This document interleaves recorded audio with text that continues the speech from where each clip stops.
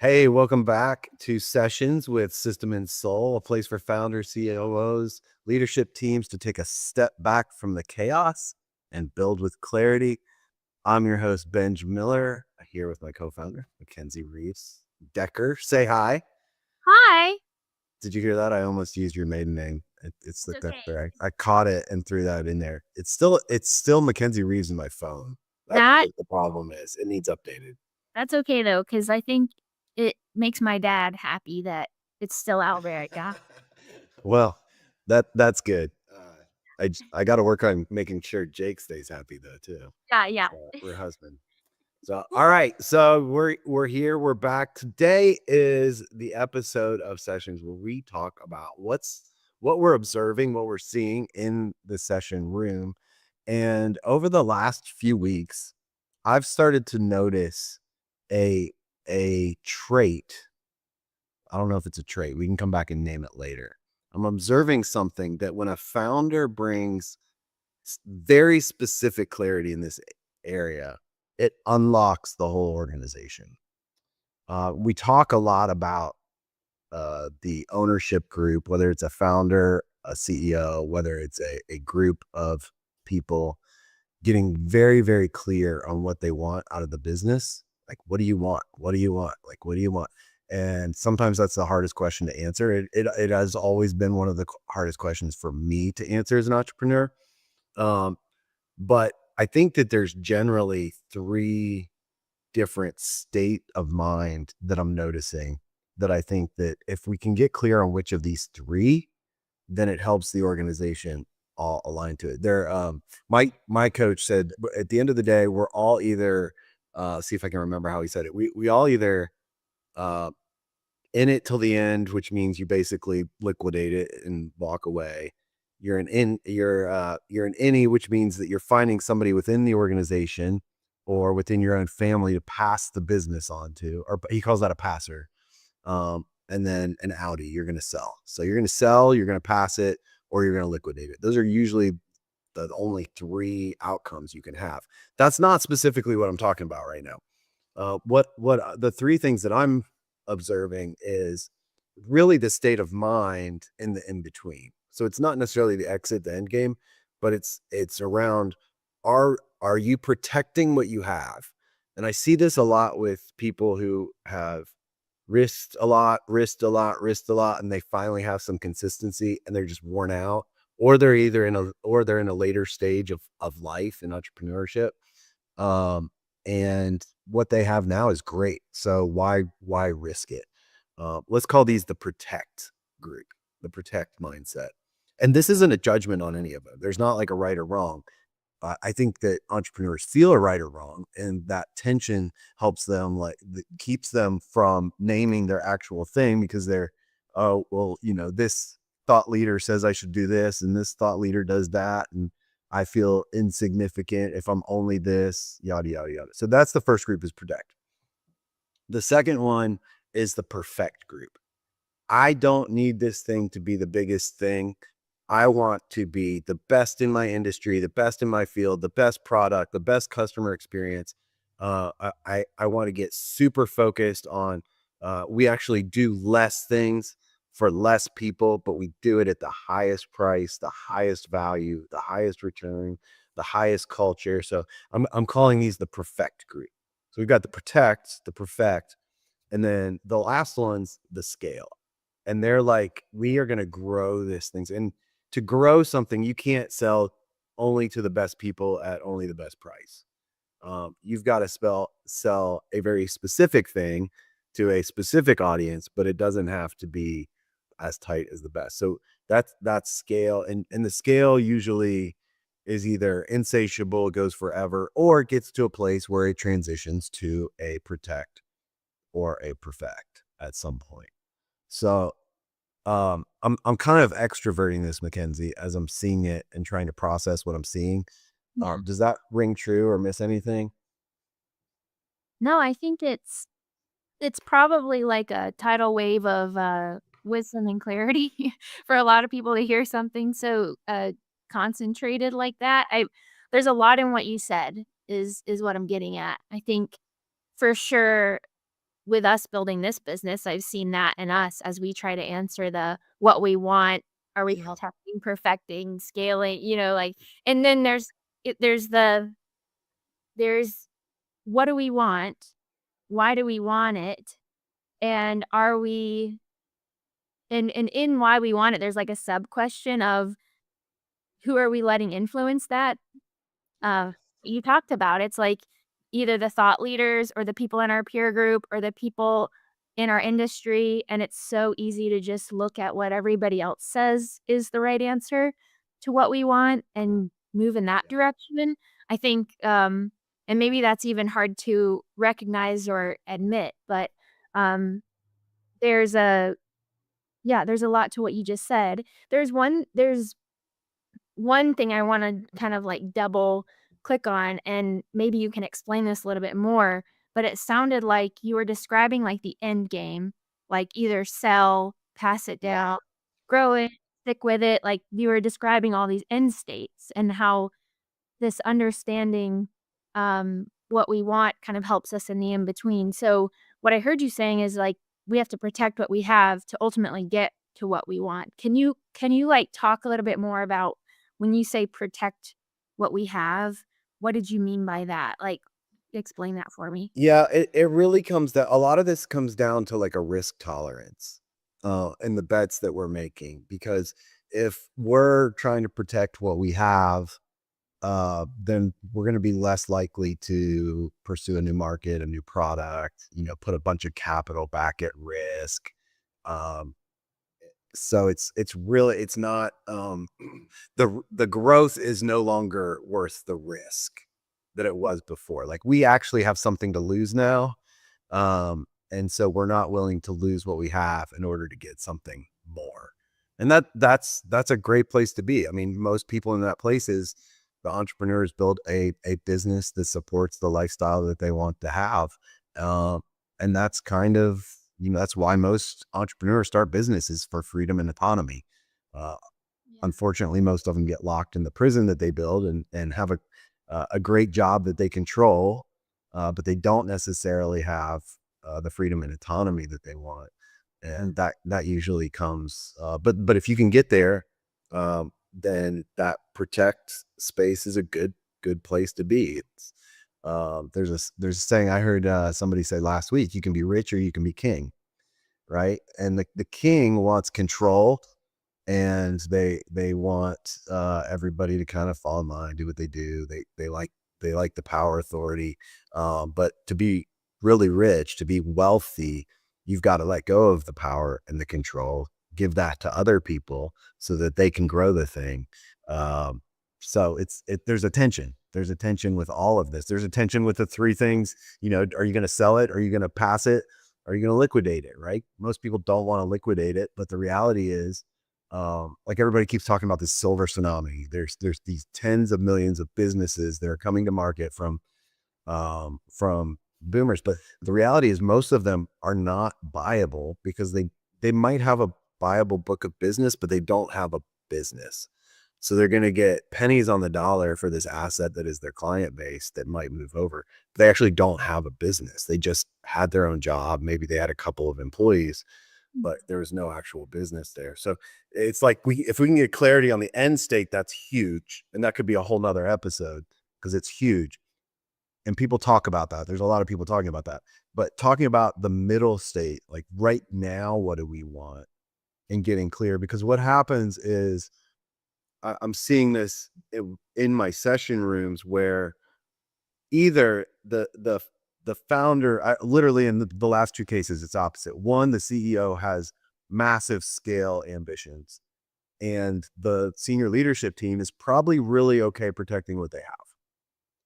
And in the other case, we've got a uh, an older CEO that started this thing, grew it. He has all the scars from all the years, and it'd be kind of nice to just ride it out for a few years in this protect mode, and then maybe think about, passing it on or selling it. But this season's kind of nice. And yeah, I could go put a bunch of more capital at risk, buying a bunch of more equipment. Um, but I don't have to. So I'm not sure I want to do that right now. But the leadership team joined on because they want to go and grow, and they're young and they're 20, 30. And so he's working through a process of how do I empower them? How do I maybe even bring them into the equity structure of the business so that they're not telling me to put my money at risk. They're putting some of their own money in future at risk as well. And I think that if everybody can kind of figure that out, are we going to protect this thing? Are we going to perfect this thing? Are we going to really scale this thing? Um, that just unlock it gets everybody on. We talk about alignment all the time, and I think it's one of the hidden places where there's not alignment, but we don't know how to talk about it. Well, you're setting me up well for the big question I have. Maybe we can talk through this. I mean, like you said, this is attention to be managed, and it might be managed for this is where the business coaching, like, lives. This is what System and Soul lives in for the team. So, for the 2 or 5 or 10 years that they're in that tension trying to move towards the end state, um, h whether it's protecting, perfecting, or scale, help me understand both sides of this equation, like, around the table. So, when you're with that team, you've got the founder, owner, CEO who what is their leadership? How do they lead well in that tension? And then on the other side of the table, how does that senior leadership team how should they show up to that conversation? That's a great question. Because in most conversations, we've got this idea that everybody's voice is equal at the table. Um, and in this is actually a little different because we're talking about capital at risk. We're talking about uh, the in most cases, the stats say that most entrepreneurs have 70% of their wealth tied up in their business. I've seen that number go up to low 80s too. So somewhere 70 to 80% of their wealth is tied up in that business. So that they've worked their whole life for, right? So to have people at the table, I think the key is just being willing to talk about it.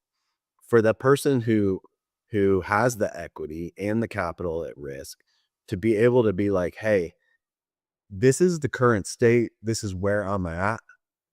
We're really just setting kind of the boundaries of the game. And once we set the boundaries of the game, it can unlock all kinds of creativity about how we best play the game within that. But if we're fuzzy on the boundaries or the goal of the game, then there's just constant confusion and back and forth. And should we do this? And this is a good idea, but, and we're not sure what we're actually confused about.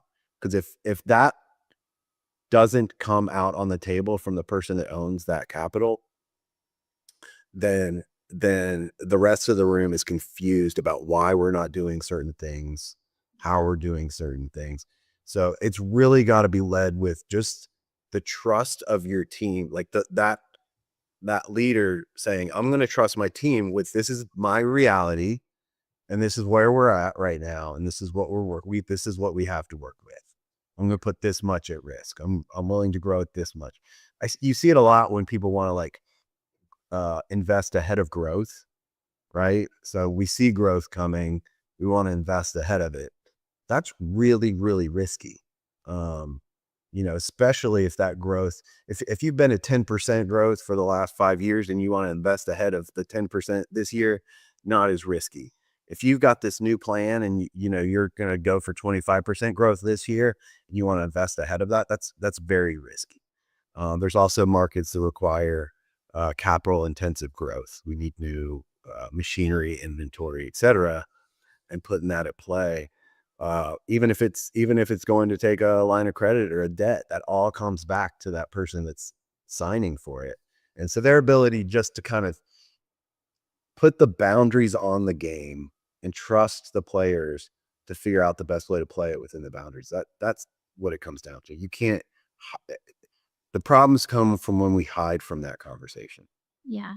There's a and I love that I mean, I think for some reason, maybe it's taboo, or maybe it feels like something not to bring to the table, but to put that out there is probably it's vulnerable, but it's also a necessary clarity to talk about the financial state, where we're trying to go, what they're comfortable with. That makes all the sense in the world.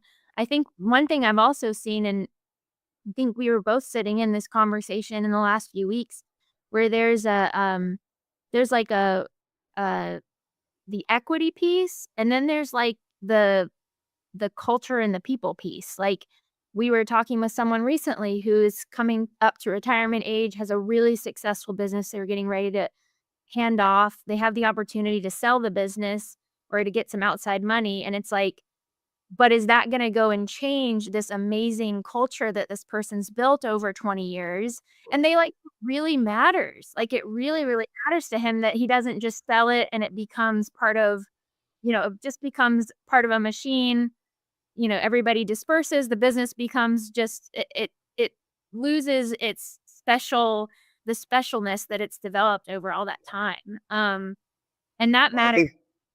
think that's the reason, even before the sell and outside equity piece, the companies that we tend to work with tend to be companies that really, really do care about their culture and their people.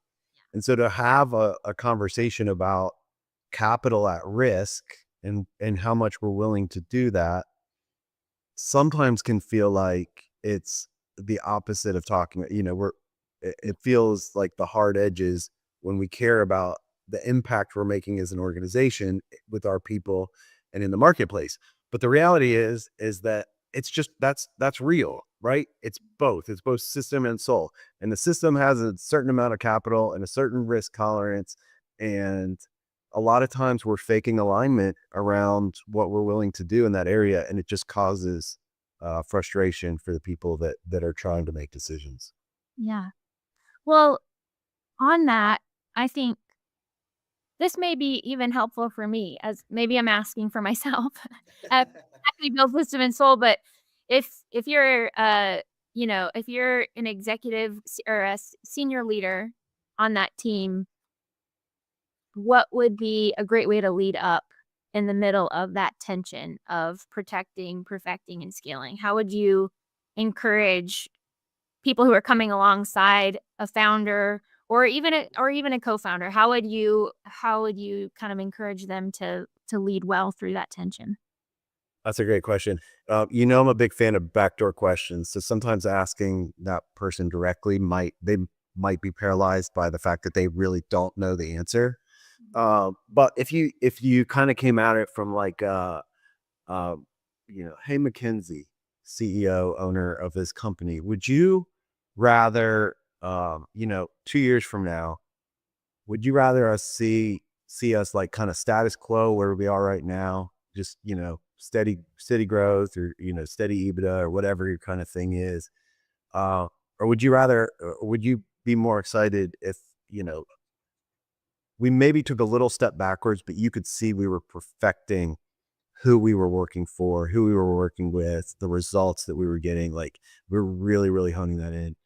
Or would you rather like, hey, we doubled our growth percentage, even if it means we got a little looser on who we were willing to serve, um, the product, how we served them, those sort of things. So if you ask some of those questions, you're probably going to get a conversation that leads to one of those directions. Yeah. And then eventually, I think, getting into when appropriate, it's not always appropriate, but when appropriate, there's a conversation about like, how much equity are we willing to put at play? How much capital are we willing to put at play in order to do X?